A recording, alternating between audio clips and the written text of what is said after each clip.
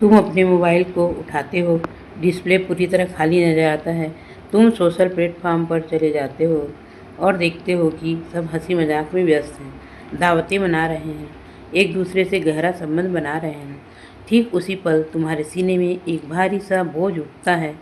एक अजीब सी ठंडी और शांत खामोशी छा जाती है। पूरी दुनिया तुम्हें बताती है कि यह खामोशी तुम्हारी कोई समस्या है।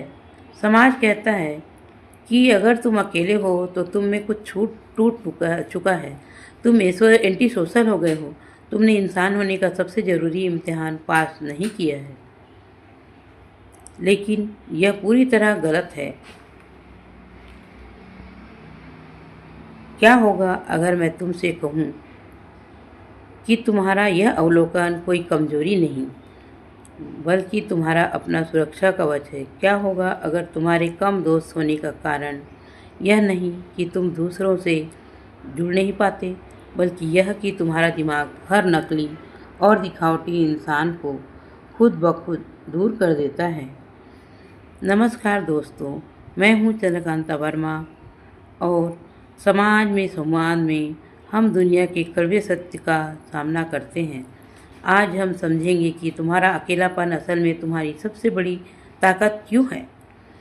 उत्क्रांति मनोविज्ञान में एक सिद्धांत है, श्रेष्ठ विरोधाभास। यह कहता है जब कोई प्राणी बेहद बुद्धिमान और खतरनाक हो जाता है तो उसका समूह अपने आप छोटा होने लगता है।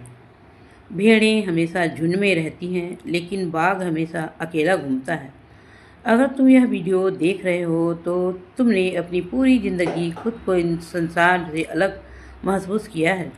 तुमने भीड़ में घुलने मिलने की पूरी कोशिश की, पर वह मुखौटा तुम्हारे चेहरे पर कभी ठीक से फिट नहीं हुआ।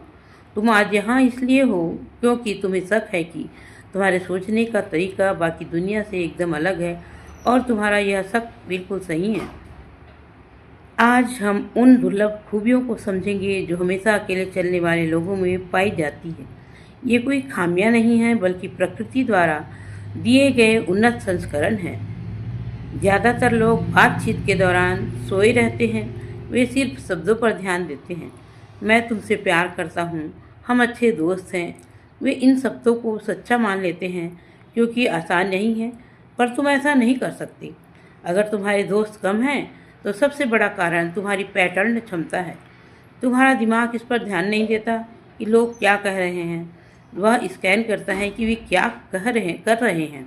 तुम लोगों के चेहरे के सूक्ष्म भावों, छोटी छोटी मुस्कानों और उतार चढ़ाव को तुरंत पकड़ लेते हो। जब कोई तुम्हारी तारीफ करता है लेकिन उसकी आंखों में खुशी नहीं झलकती, तो तुम उस मुस्कान के पीछे छिपी ईर्ष्या को साफ देख लेते हो।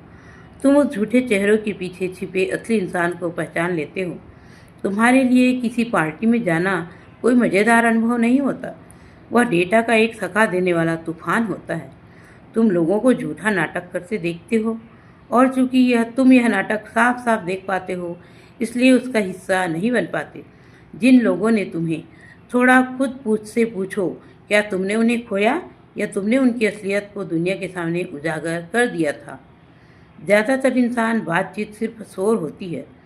आज मौसम कैसा है, कल रात का मैच देखा, यह सब मरी हुई खबरों का रिसाइकलिंग है।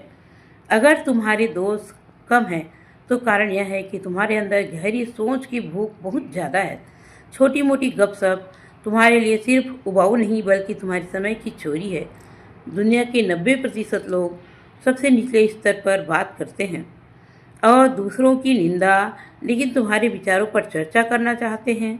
तुम भविष्य के बारे में, दुनिया को कैसे चलती है, इस पर बात करना चाहते हो।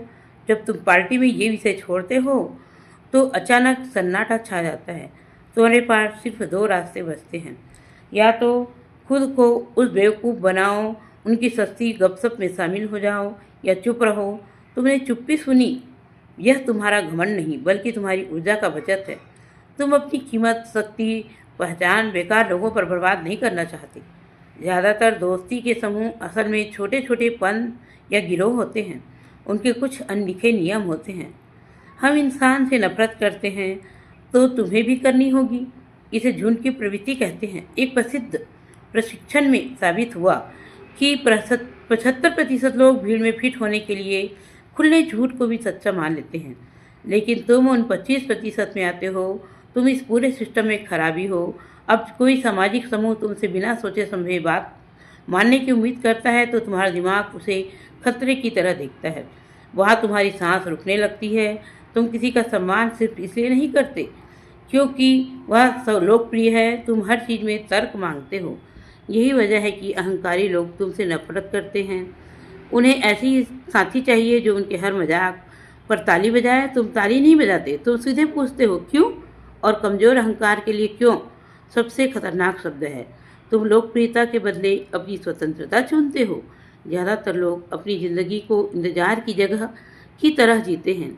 वे वीकेंड का इंतज़ार करते रहते हैं, समय बिताने के लिए दोस्तों का इस्तेमाल करते हैं, लेकिन तुम्हें समय का गुजारना एक शारीरिक दर्द की तरह लगता है। तुम यहाँ इंतज़ार करते नहीं आए हो, तुम यहाँ कुछ रचने आए हो। चाहे वह कोई व्यवसाय हो, तुम्हारी कला हो, तुम्हारी फिटनेस। तुम एक दृष्टि के वसीभूत हो। तुम एक साम्राज्य नहीं बना सकते और साथ साथ हर वीकेंड पार्टी भी कर सकते। तुम समझ चुके हो किसी बार में बैठकर व्यर्थ शिकायतें सुनने में बिताया हर घंटा तुम्हारे भविष्य से चुराया गया घंटा है। इसलिए तुम नहीं कहना शुरू कर देते हो, और जब तुम कई बार नहीं कहते हो तो लोगों के निमंत्रण आना बंद हो जाते हैं। यह तुम्हारा अपना छानने का तंत्र काम कर रहा है। क्या तुम्हारे साथ ऐसा हुआ है कि तुम कमरे में घुसे, कुछ बोला नहीं, फिर भी लोगों ने तुरंत तुम्हें नापसंद करना शुरू कर दिया? यह इसलिए नहीं होता कि तुम कमज़ोर हो, इसलिए हो कि तुम एक शीशा हो। मनोविज्ञान में शैडो की अवधारणा है। जब कोई नकली और तारीफ का भूखा इंसान जो हमेशा दूसरों की प्रशंसा चाहता है तुमसे मिलता है, जो शांत और आत्मनिर्भर है, तो वह असल में तुम्हें नहीं देखता। वह अपने अंदर के कमज़ोर हिस्से को देखता है जिससे खुद को शर्मिंदगी होती है। तुम्हारी खामोशी उसे अपने अंदर के शोर को और तेज सुनाती है। इंसानी अहंकार अपनी शर्म बर्दाश्त नहीं कर सकता, इसलिए वह उसे नफरत में बदल देता है। वे उस शीशे को तोड़ने के लिए तुम पर पहले हमला कर देते हैं ताकि उन्हें अपनी असलियत न देखनी पड़े। तुम आज में नहीं जीते, तुम भविष्य में जीते हो। जब तुम्हारा दोस्त कहता है आज रात बस मज़े करेंगे, तो तुम्हारा दिमाग चीख उठता है कि सिर्फ कल ही मायने रखता है। तुम आज के फैसलों के नतीजे 10 साल आगे तक देख लेते हो। तुम मानसिक रूप से अपने साथियों से 10 साल आगे हो। तुम उस चौकीदार की तरह हो जो दीवार पर चढ़कर आने की वाले खतरे को देख रहा है, जबकि तुम्हारा पूरा शहर नीचे आराम से सो रहा है। सबसे दुर्लभ खूबी तुम्हारी आंतरिक इंजन। ज़्यादातर इंसानी बाहरी ईंधन वाले इंजन होते हैं। उन्हें चलने के लिए बाहर से तारीफ, वैलिडेशन चाहिए। अगर किसी आम इंसान को 3 दिन बिना फ़ोन के कमरे में बंद कर दो तो उसका अहंकार पिघल जाएगा। तुम अलग हो, तुम न्यूक्लियर इंजन हो। तुम्हारा ईंधन तुम्हारे अंदर से आता है। तुम दुनिया की तालियों के लिए काम नहीं करते। तुम इसलिए पढ़ते सीखते हो क्योंकि तुम्हें जानना है। समाज लोगों को बहिष्कार के डर से नियंत्रित करता है।